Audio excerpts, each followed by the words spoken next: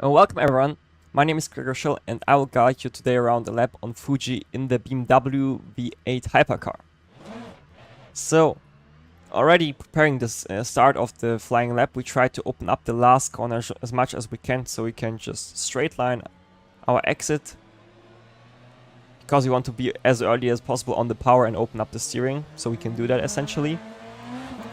And then already starting mentally to prepare the first corner, we try to position the car ready as left as possible, and then I just like flat out.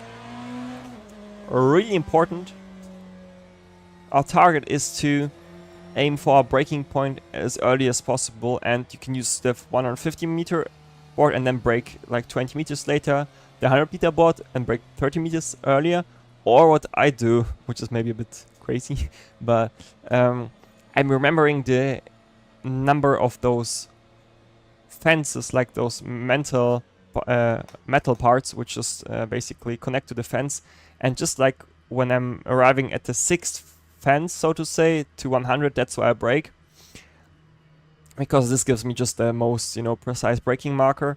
And then I brake in a straight line as long as possible, because we want to brake 100% initially, and if we want to do that, we need to have a straight steering wheel. So we try to stay parallel to the white line, brake in a straight line. You can, in some hypercars, you can also take the left side curb like with the GT3s to gain rotation.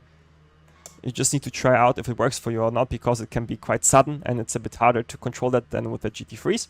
So you stay pretty long straight. You try to use as much braking as you can without locking up, of course. You turn in and only try to hug the apex and touch the curb slightly. The more you take, the more unsettled the car will get, and then you can't get like a decent exit out of turn 1. We try to not run here onto the exit curb, because this will unsettle the car. So I would recommend you only to take the red and white part, because this here is already way too much. Then we try to get as quick as possible over the right. And now, really crucial, we aim for the 50 meter marker, aim approximately around 70 meters.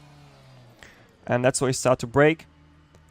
And on the power, when we reach here the apex, one big tip I can give you is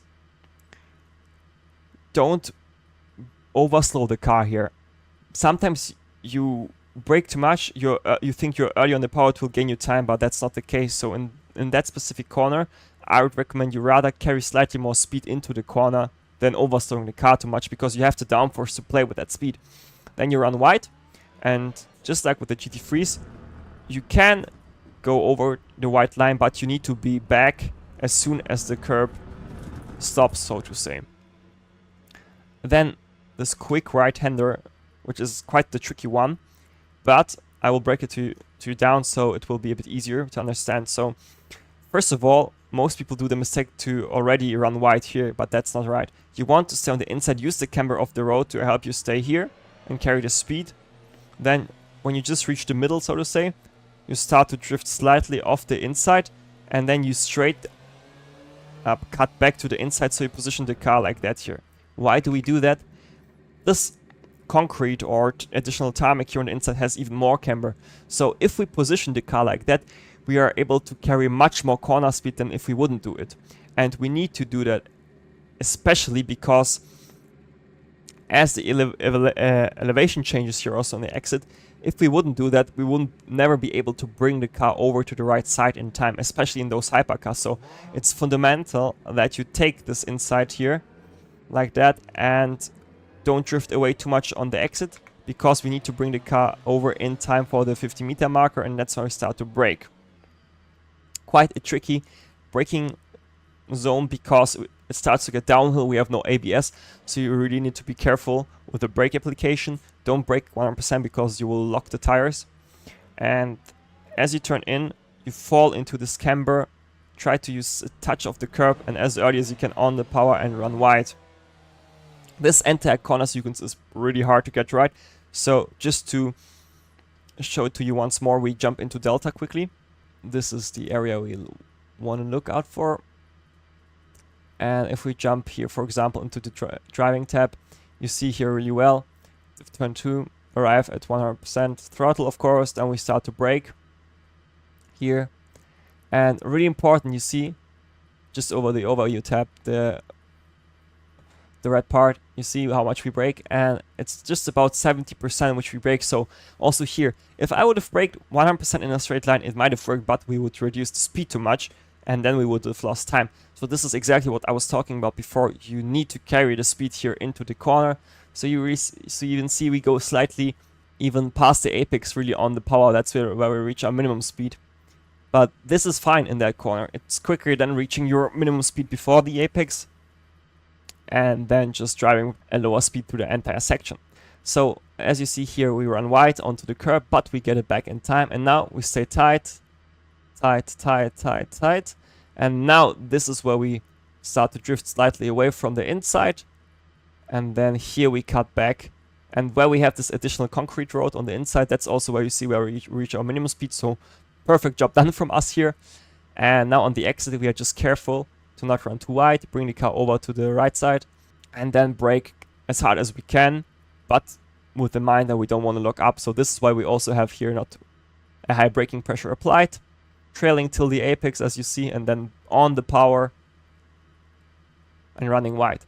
You also see it really well in the data tab, how we modulate on the one hand here the throttle through this entire section so we can drive the correct line.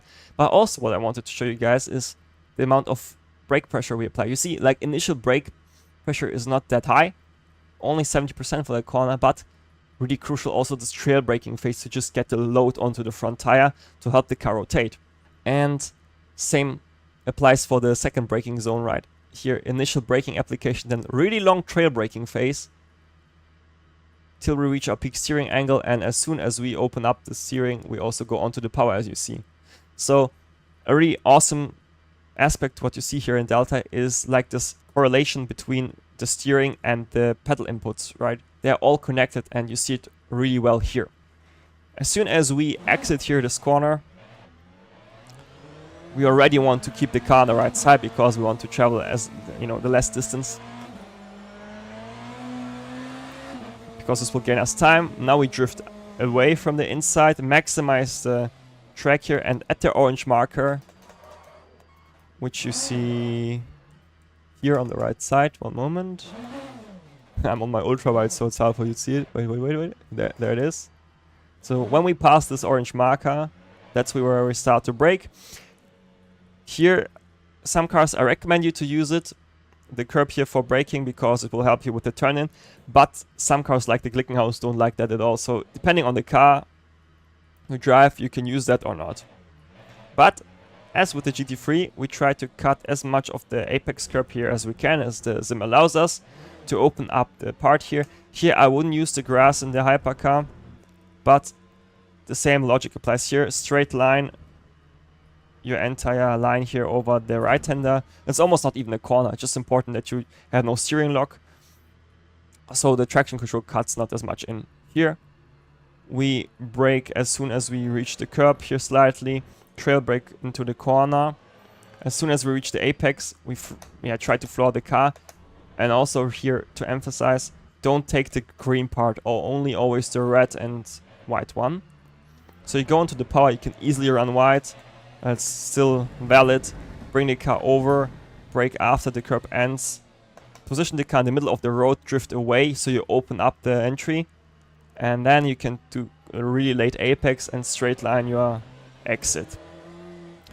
For the last corner, we try to bring the car over to the left, position our car in the middle of the road, and then brake at the white marker on the left. Turn in early because we want to get into this banking as quick as we can, and then the corner starts to open up quicker and we can go into the power and run wide. I know this last section is quite tough, so just to explain it to you guys once more, we will jump into Delta. You see here really well with straight line. The right-hander, like, it's almost not a corner. Run wide on the exit to the left. Start to brake and trail slightly into the corner. Then if we have a bit of a coasting phase because we have the rotation done, we just need to get the speed reduced, and if we would have pressed the brake, we would have reduced the speed too much. As soon as we reach the inside, we can go onto the power, run wide, That's where the curb ends. We start to brake in a straight line, then we let ourselves run wide so we can open up the corner as much as we can, because as you see, this corner is closing up a lot, so we need to have this late apex, otherwise you will just lose a big chunk of time. Then here on the exit arrived, we try to position the car in the middle of the road, maybe even slightly skewed to the left, brake at the white marker, let ourselves follow our correct line, let's say, initially, so the same line where the car is pointing, and then we turn in quite early in, use the camber of the road and the banking on, and try to go as early as we can onto the power and run wide. You also see really well here in the braking tab how we essentially get our rotation done. Like initially for the first right-hander when we start to brake, it's just about rather slowing down the car and just trailing initially to get the car pointed into the direction we want to do. The left-hander has a really long and soft trail braking phase because we need the load on the front tire to get the car around the corner. And the same applies for the last braking zone from the lap. And you see really well here also how important it is to have like a good trail braking technique dialed in.